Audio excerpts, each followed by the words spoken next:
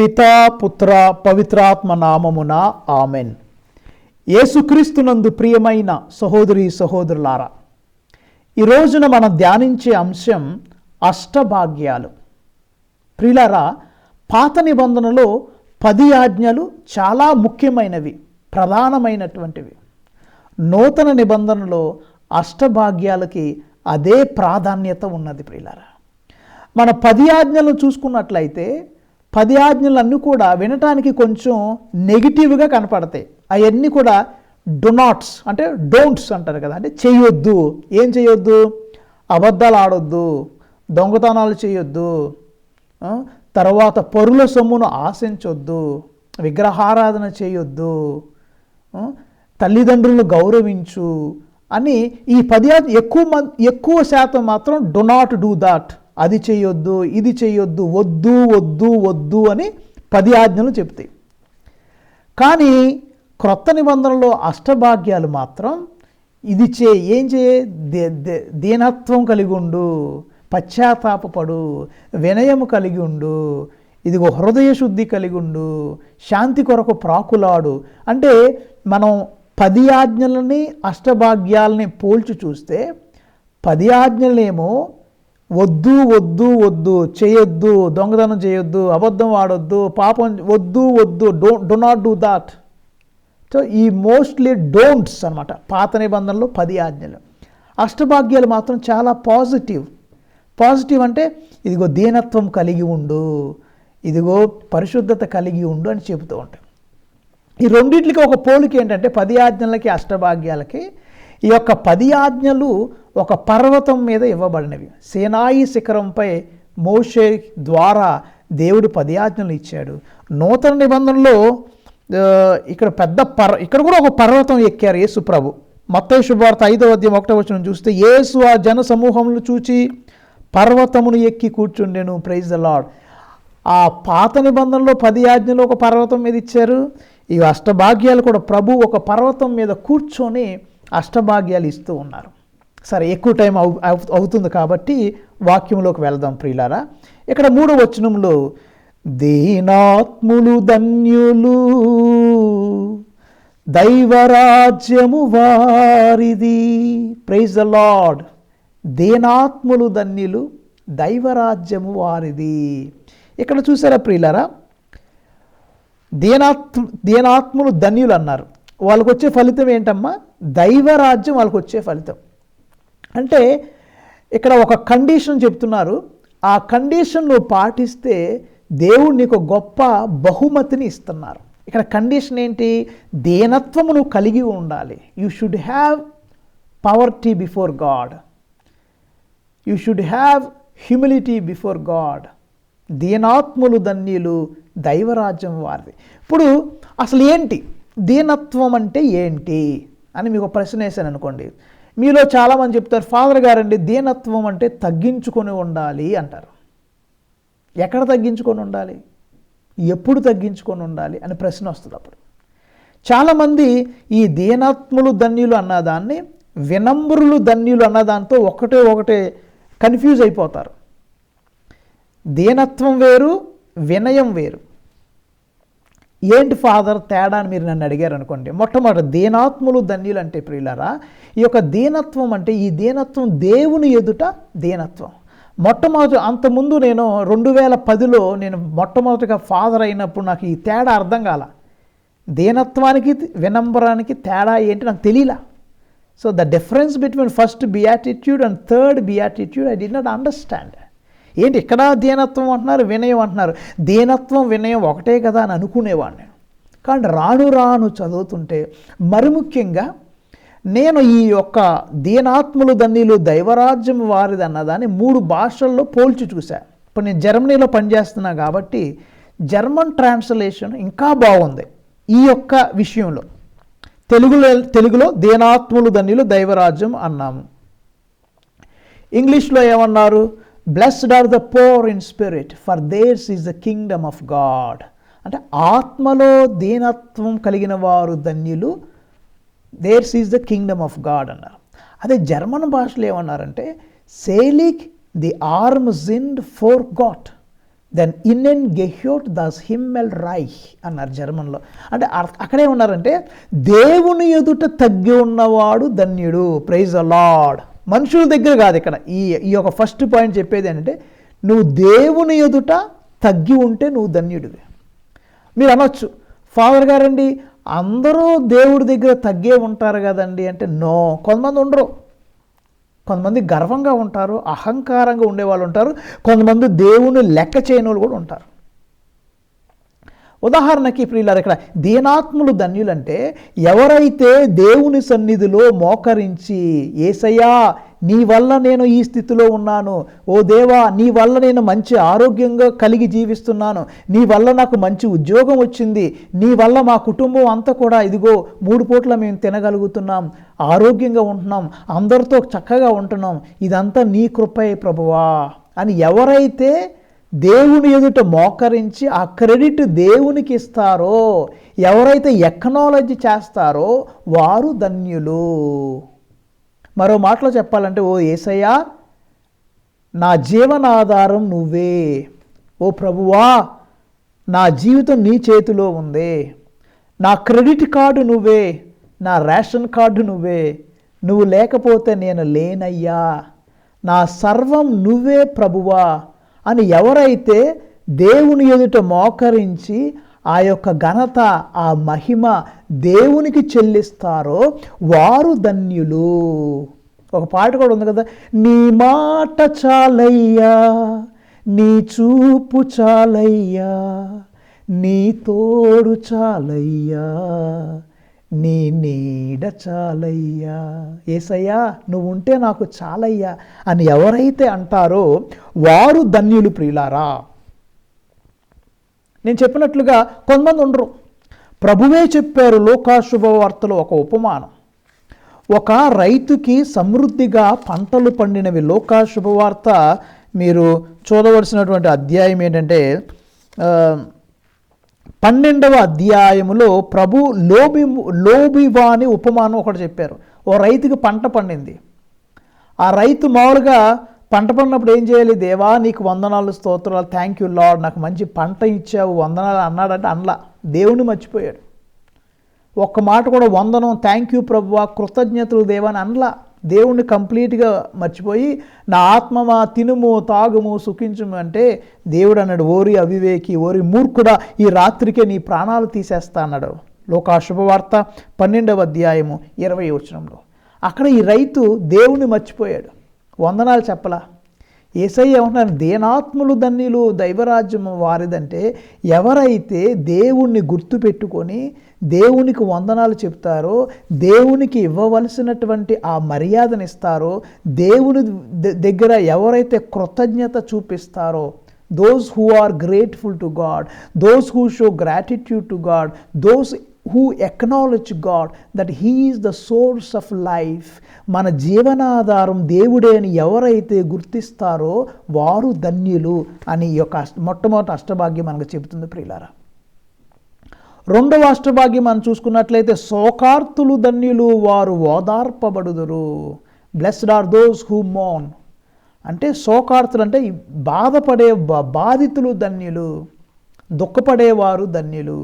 మీరు అనొచ్చు ఇదేంటండి విచిత్రంగా ఉంది, దుఃఖపడేవారు ధన్యులు ఎలా అవుతారండి అని మీరు అనొచ్చు.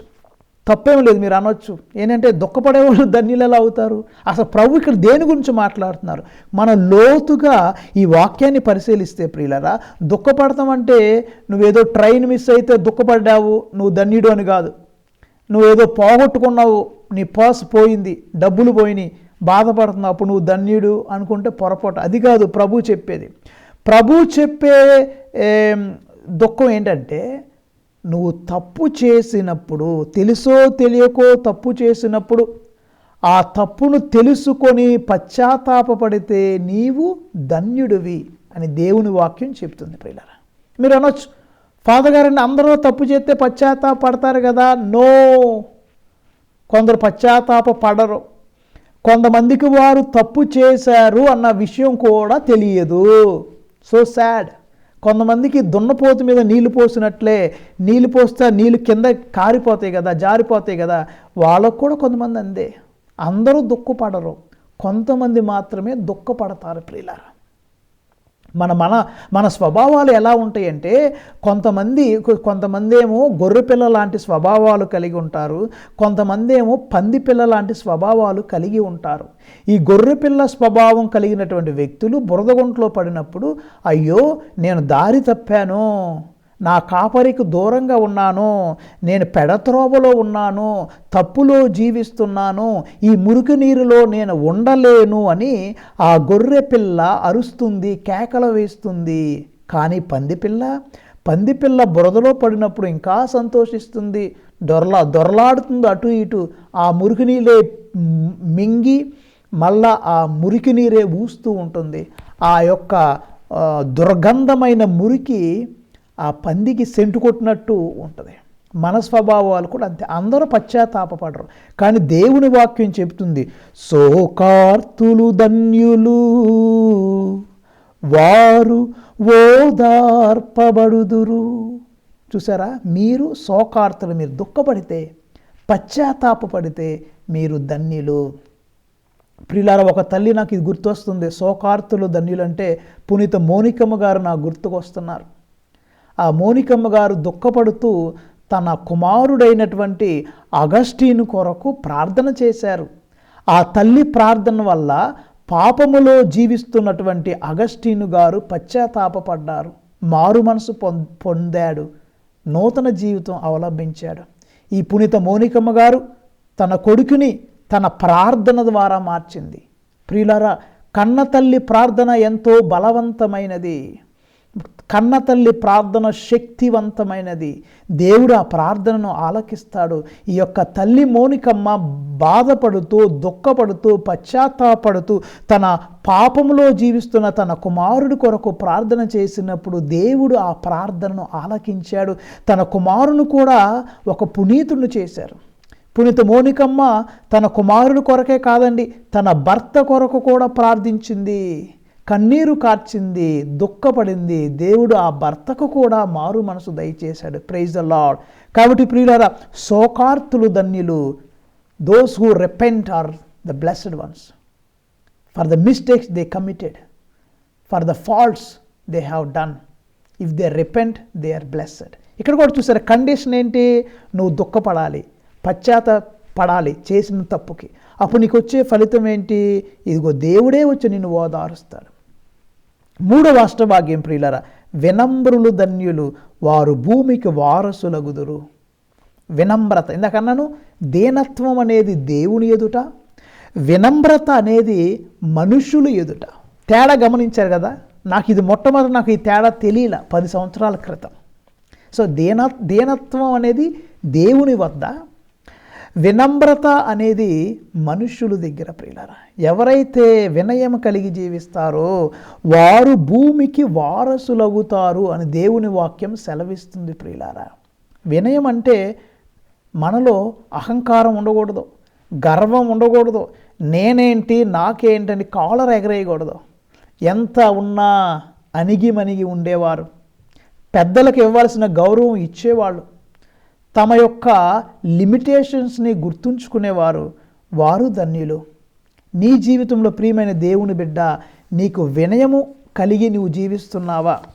వినయము అనే వస్త్రాన్ని నువ్వు ధరించుకొని ఉన్నావా అని ప్రతి ఒక్కరూ ప్రియులరా ఆత్మ పరిశీలన చేసుకోవాలి. పరిశుద్ధ గ్రంథం ఎన్నో గొప్ప వాక్యాలు వినయం గురించి చెప్పింది. ఒక వాక్యం చెప్తాను, నాకు చాలా ఇష్టమైన మాట. శేరాపుత్రుడైన యేసు జ్ఞాన గ్రంథము 3వ అధ్యాయములో మీరు 17-18 వచనాలు చూసుకున్నట్లయితే, 18వ వచనం చదువుతాం మీ కొరకు. నీవెంత అధికుడువో అంత వినయవంతుడువు కమ్ము, అప్పుడు ప్రభువు మన్ననను పొందుదువు. Praise the Lord. చూసారా, నీవు ఎంత గొప్పవాడువో అంత తగ్గి జీవించమని దేవుని వాక్యం బోధిస్తుంది. మనకు తెలుగులో చాలా సామెతలు ఉన్నాయి ప్రియులారా. ఏమీ లేని విస్తరాకు ఎగిరెగిరి పడుద్ది అని తెలుగులో అన్నారు. ఇంగ్లీష్లో empty vessels make much noise, ఖాళీ పాత్రలు ఎక్కువ శబ్దం చేస్తాయని ఇంగ్లీష్లో అన్నారు. ప్రియులారా, దేవుడు మనకు చెప్పేది వినయం కలిగి జీవించండి. మనకు కూడా ఒక పాట ఉంది కదా, ఎంత దీనాతి దీనమో ఓ యేసయ్యా, యేసయ్యా నువ్వు ఎంత దీనత్వం కలిగి ఉన్నావయ్యా, నీ జననం ఎక్కడ పుట్టావు? పశువుల పాకలో పుట్టావు. నువ్వు రాజులకు రాజు, ప్రభువులకు ప్రభువు, మహారాజువి. అటువంటి మహారాజు అయినటువంటి నువ్వు, దైవకుమారుడు అయినటువంటి నువ్వు ఎక్కడ పుట్టావు? పశువుల పాకలో పుట్టావు. నిన్ను చూసి యేసయ్యా మేమందరం నేర్చుకోవటానికి నీ యొక్క జ్ఞానాన్ని మాకు దయచేయి తండ్రి. మేము వినయం అనే వస్త్రాన్ని ధరించేలాగా మమ్మల్ని ఆశీర్వదించు తండ్రి అని ప్రతి ఒక్కరూ ప్రార్థన చేసుకోవాలి. ప్రియులారా, వీ షుడ్ బి హంబుల్. డబ్బు ఉన్నా లేకపోయినా, చదువు ఉన్నా లేకపోయినా, సంస్కారం కలిగి, వినయము కలిగి, పెద్దలకు ఇవ్వవలసిన గౌరవాన్ని ఇస్తూ మనం ప్రియులారా వినయవంతులై మనం జీవించాలి. కానీ అహంకారంతో బ్రతకకూడదు ప్రియులారా. వినయం అనే వస్త్రాన్ని ధరించమని దేవుని వాక్యం మనందరినీ హెచ్చరిస్తుంది ప్రియులారా. 4వ అష్టభాగ్యం ఏమంటున్నారు చూడండి, నీతి నిమిత్తము ఆకలి దప్పులు కలవారు ధన్యులు. Praise the Lord. అంటే నీతి న్యాయం కోసం నువ్వు పాకులాడితే నువ్వు గొప్పవాడివని దేవుని వాక్యం సెలవిస్తుంది ప్రియులారా. పరిశుద్ధ గ్రంథంలో ఎంతోమంది ఉన్నారు, నీతి కోసం, న్యాయం కోసం ప్రాణాలు అర్పించిన వారు ఉన్నారు, ధర్మం కోసం నిలబడే వాళ్ళు ఉన్నారు, మనుషుల్ని ప్లీజ్ చేయకుండా తప్పుని తప్పుగా చెప్పినటువంటి వాళ్ళు గొప్పమంది ఎంతో ఉన్నారు. మనందరికీ తెలుసు బాప్తిస్మ యోహాను గారు. ఆ బాప్తిస్మ యోహాను గారు శిరచ్ఛేదనం గావించబడ్డాడు. ఎందుకు? తప్పును ఖండించాడు కాబట్టి, తప్పును తప్పుగా ఖండించాడు కాబట్టి శిరచ్ఛేదనం, అతని శిరస్సును నరికేశారు. ఏంటంటే అలనాటి సమయంలో మహారాజు తన తమ్ముడు భార్య, ఫిలిప్ అయిన తమ్ముడు భార్యతో పాపం చేస్తుంటే హేరోదియాతో ఆయన ఖండించాడు. కాబట్టి ఖండించాడు కాబట్టి మరి శిక్ష అనుభవించాల్సి వచ్చింది. రాజు మరి అహంకారంతో, కోపంతో, మరియు ఏదో ఒక వాగ్దానం చేసి ఆ మాట వెనక్కి తీసుకోలేక నీతిమంతుడైన, ధర్మవంతుడైన, సజ్జనుడైనటువంటి బాప్తిస్మ యోహాను శిరస్సుని తీసేయాల్సి వచ్చింది ప్రియులారా. ఎందుకంటే వాళ్ళు నీతి కోసం నిలబడ్డారు, న్యాయం కోసం నిలబడ్డారు. మనం మనుషులు ఎన్ని సంవత్సరాలు జీవించాం అది ముఖ్యం కాదండి, ఎలా జీవించాం, న్యాయం కలిగి జీవించామా, ధర్మం కలిగి జీవించామా అనే మాటలు చాలా ముఖ్యం ప్రియులారా. రాజుల మొదటి గ్రంథంలో 19వ అధ్యాయము 5వ వచనం మనం చూసినట్లయితే అక్కడ ఏలియా గురించి వాక్యంలో చెప్పబడింది. ఏలియా మీకు ఇంకా మీరు 19వ అధ్యాయం ఇంటికాడ చదవటానికి ప్రయత్నించండి. రాజుల మొదటి గ్రంథము 19వ అధ్యాయము. అక్కడ ఏలియా తన ప్రాణాలను కాపాడుకోవటానికి అరణ్యంలో పారిపోతున్నాడు. ఎందుకంటే ఏలియా కూడా మరి ఆనాటి సమయంలో ఉన్న రాజుని ఖండించాడు. మీ కొరకు నేను 1-2 వాక్యాలు చదువుతాను. ఏలియా ఉదంతము, అతడు ప్రవక్తలను చంపించిన తీరు ఆహాబు యెజబెలు కెరికించెను. ఆమె ప్రవక్త వద్దకు దూతనంపి, నీవు మా ప్రవక్తలను వధించినట్లే రేపీ పాటికి నేను నిన్ను వధింపనేని దేవదూతలు నా ప్రాణములు బలికొందురుగాక అని వార్త పంపించెను. ఏలియా రాణి మాటలకు భయపడి ప్రాణములు దక్కించుకోరి సేవకును తీసుకొని పారిపోయెను. అతడు యూదాలోని బెర్షెబా పట్టణమున చేరుకొని సేవకుడిని అక్కడ వదిలేసిన. మీరు చదువుకుంటూ వెళ్ళండి. దేవా ఈ బాధలు చాలు, నా ప్రాణాలు తీసేయని ఆత్మహత్య చేసుకోవాలనుకున్న టైంలో దేవదూత గాఢ నిద్రలోకి తీసుకెళ్ళిపోయింది ఏలియాని. తర్వాత దేవదూత వచ్చింది, తట్టింది, లేపింది, రొట్టె ఇచ్చింది. సరే, స్టోరీ అక్కడ వెళ్ళుద్ది. ఇక్కడ ఎందుకంటే ఏలియా నిలబడ్డాడు. దేనికోసం నిలబడ్డాడు? నీతి కోసం, న్యాయం కోసం నిలబడ్డాడు. అక్కడ ఉన్నటువంటి రాణిని, రాజుని ఖండించాడు. ఏలియా రాజుని, రాణిని అంటే అధికారులతో తలపడ్డాడు. ఆహాబు రాజుని, తర్వాత యెజబెలు మహారాణిని ఖండించాడు, నిలబడ్డాడు. He stood for justice. న్యాయం కోసం, నీతి కోసం, ధర్మం కోసం నిలబడ్డాడు. కాబట్టి రాజు కక్ష సాధించాలనుకున్నాడు ఏలియా మీద. ఈ రాణి కూడా చంపించేయాలనుకుంది. చూసారా, సవాలు చేసింది, రేపు ఈ పాడికి నిన్ను చంపకపోతే నేనే నా ప్రాణాలే దేవదూతలు తీసుకొందురుగాక అని ఒక సవాలు విసిరింది, కక్ష సాధిస్తుంది. ఏలియా పారిపోయాడు. సరే పారిపోయినా దేవుడు ఏలియాని వదిలిపెట్టలేదు. ఏలియా అరణ్యంలో చనిపోవాలనుకున్న సమయంలో దేవుడు తన దూతను పంపిస్తున్నాడు, ఓదారుస్తున్నాడు. ప్రియులారా, వాక్యం చెప్తుంది, నీతి నిమిత్తము ఆకలి దప్పులు కలవారు ధన్యులు, వారు సంతృప్తి పరపబడుదురు. ఏలియా ఆకలితో ఉన్నాడు, కానీ దేవదూతను పంపించి దేవుడు రొట్టెలు పంపిస్తున్నాడు. ఇంకా మీరు ఏలియా చరిత్రను చదివితే ఒకానొకప్పుడు రాబందులు మాంసాన్ని తీసుకొచ్చి ఏలియాకి ఇచ్చినాయి. ఇది విచిత్రంగా ఉంటుంది మనకి. మామూలుగా రాబందులు పెద్ద పెద్ద గ్రద్దలు అవే మాంసాన్ని తింటాయి, మనకివ్వవు. కానీ ఏలియా, నీతిమంతుడైన ఏలియా ఆకలితో ఉన్న సమయంలో దేవుడు రొట్టెలు పంపుతున్నాడు దేవదూతల ద్వారా. తరువాత రాబందుల చేత లేక పక్షుల చేత మాంసాన్ని పంపిస్తున్నాడు. ఏ కొదువ నీకుండదు ప్రియులారా. నీ భారము, నీ పనుల భారము యేసయ్య మీద ఉంచుము. Praise the lord. నీ భారాన్ని యేసయ్యపై మోపు.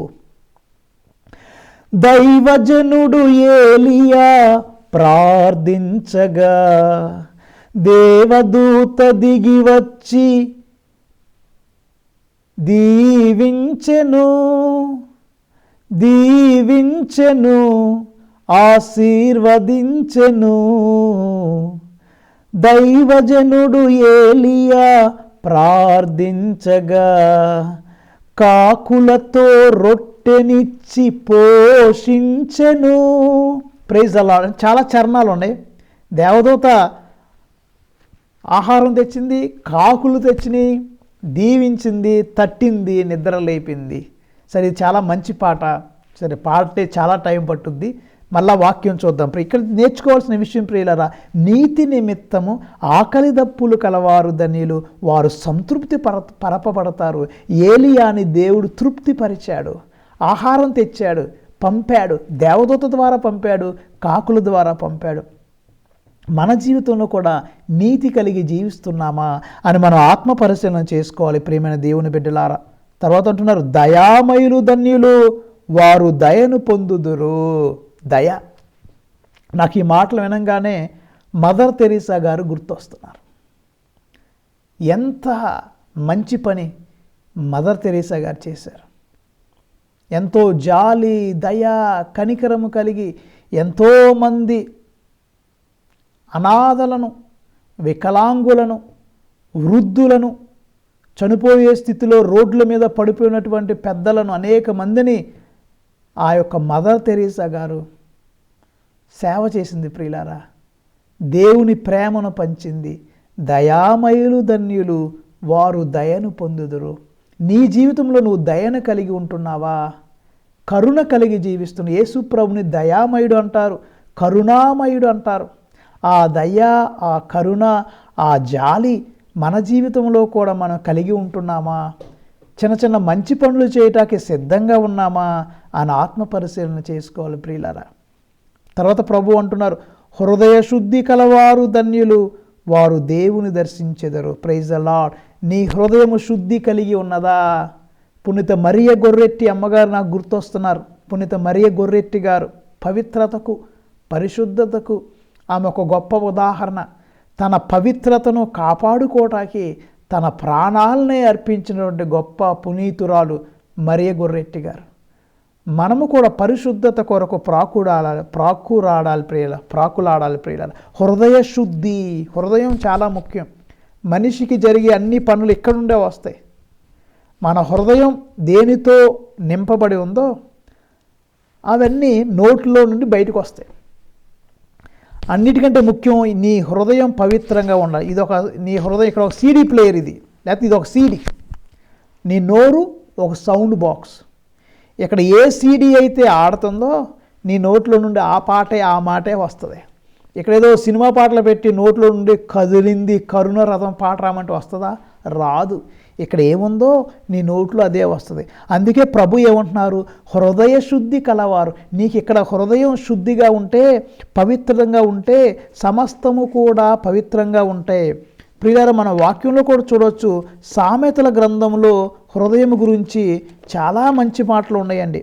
సామెతల గ్రంథము 4వ అధ్యాయము 23వ వచనం మీ కొరకు నేను చదువుతాను. సామెతల గ్రంథము 4వ అధ్యాయం 23వ వచనము, అన్నిటికంటే ముఖ్యముగా నీ హృదయమును పదిలము చేసుకొనుము, నీ జీవనగతికి మూలాధారం అది ఏ. Praise the Lord. చూసారా, అన్నిటికంటే నీ హృదయాన్ని పదిలంగా ఉంచుకో, నీ జీవనగతికి మూలం అది ఏ. ఈ హృదయము పవిత్రంగా ఉండాలి, నీ హృదయము పరిశుద్ధంగా ఉండాలి అని దేవుడు కోరుతున్నాడు. ప్రియులారా, హృదయ శుద్ధి కలవారు ధన్యులు, వారు దేవుని దర్శించరు. తర్వాత 9వ వచనం చూస్తున్నాం, శాంతి స్థాపకులు ధన్యులు, వారు దేవుని కుమారులు అనబడదురు. Praise the Lord. శాంతి చాలామందికి ఈ రోజులో శాంతి అనే పేరు ఉంటుంది, కానీ అంతా అశాంతి, గొడవలే, తగువులే. వాళ్ళే అని కాదు, మంచి మన పేరుకి తగ్గట్టు కూడా మనం ఉండాలి. ప్రియులారా, అంటే ఇది వ్యక్తిగత విషయాలని కాదు చెప్తున్నాను. ఇక్కడ శాంతి అంటున్నారు. ఎంతమంది శాంతి కోసం ప్రాకులాడుతున్నారు, ఎంతమంది కుటుంబంలో శాంతి కొరకు, కమ్యూనిటీలో శాంతి కొరకు, విచారణలో శాంతి కొరకు, దేశంలో శాంతి కొరకు ప్రాకులాడుతున్నారు. ఒకసారి సోషల్ మీడియా చూస్తే ఎక్కువ మనం చూసేది గొడవలు, తగువులు, అపార్థాలు, ఒకరినొకరు తిట్టుకోవటం, ఒకరినొకరు పోట్లాడుకోవటం, ఒకరినొకరు కించపరచుకోవటం, ఒకరి రిలీజియన్ని లేదా ఒకరి మతాన్ని ఇంకో మతాన్ని కించపరచడానికి ప్రయత్నిస్తాం, మనం చూస్తున్నాం. దేవుడు మన నుండి కోరేది అది కాదు ప్రియులారా. శాంతి స్థాపకులు ధన్యులు. నాకు శాంతి అనగానే పునీత ఫ్రాన్సిస్ షౌరీ వారు గుర్తొస్తున్నారు. అసీసీపుర ఫ్రాన్సిస్ గారు ముస్లిం రాజుల దగ్గర కూడా వెళ్ళాడు శాంతి కొరకు. తర్వాత శాంతి సందేశాన్ని ఇచ్చాడు. జంతువులతో కూడా ఆయన ప్రేమగా మెలిగాడు. ప్రభునందు ప్రియులారా, ఈ యొక్క శాంతి అన్న మాట వినంగానే ప్రపంచంలో శాంతి కొరకు మనం ప్రార్థన చేయాలి. దేశాల మధ్య శాంతి, రాష్ట్రాల మధ్య శాంతి, రకరకాల ప్రాంతాల మధ్య శాంతి కలిగి ఉండాలని మనందరం ప్రార్థన చేయాలి ప్రియులారా. అశాంతి కలిగించేది సైతాను, శాంతి ఇచ్చేది యేసయ్య. పునరుత్థానమైన తర్వాత ప్రభు అనేకసార్లు శిష్యులకు కనిపించినప్పుడు ఆయన అన్నమాట, మీకు శాంతి కలుగునుగాక అని ప్రభు అన్నారు. నీ హృదయంలో శాంతి కలిగి ఉండాలి, నీ కుటుంబంలో శాంతి ఉండాలి, ఇదిగో మీ యొక్క ఊరిలో శాంతి ఉండాలని ప్రతి ఒక్కరూ మనం ప్రార్థన చేద్దాం, కృషి చేద్దాం.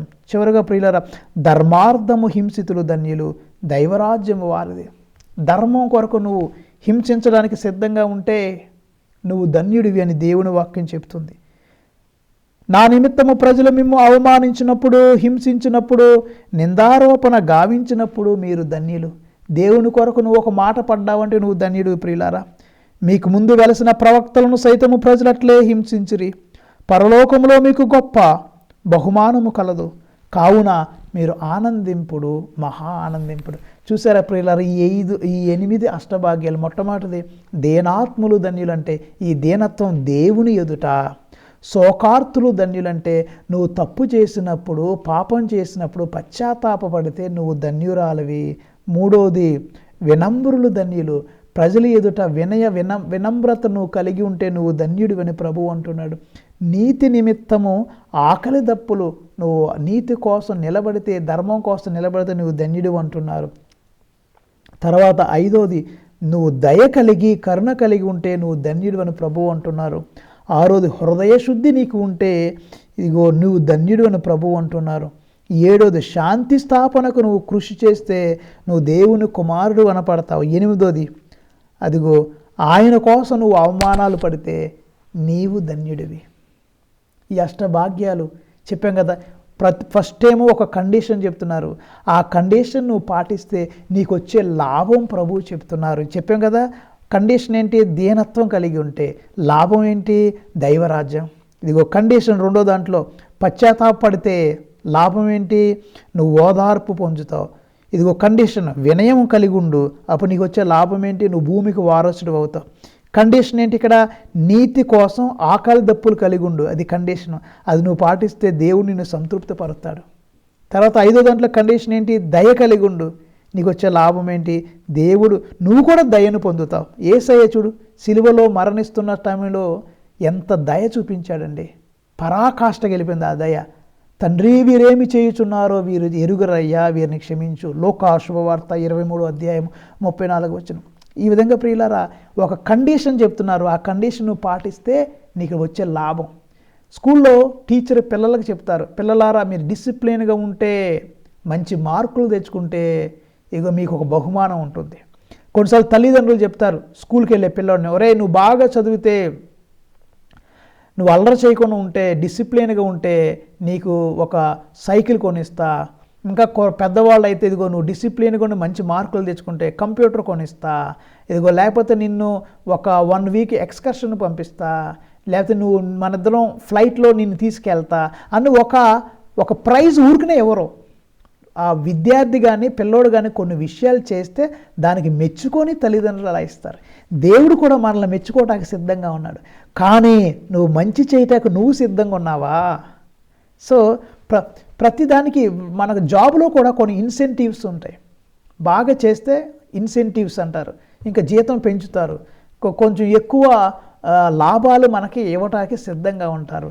దేవుడు నీకు పరలోక రాజ్యం ఇవ్వటానికి సిద్ధంగా ఉన్నాడు. ప్రియమైన దేవుని బిడ్డ, మరి నువ్వు ఆ కండిషన్స్ని ఫుల్ఫిల్ చేయటానికి సిద్ధంగా ఉన్నావా? ఆత్మపరిశీలన చేసుకో. దేవుడు నిన్ను నీ కుటుంబాన్ని దీవించుదురుగాక. చిన్న ప్రార్థన చేద్దాం. కృపగల దేవా, దయగల తండ్రి, అష్టభాగ్యాలు మాకు బోధించినందుకు మీకు వందనాలు.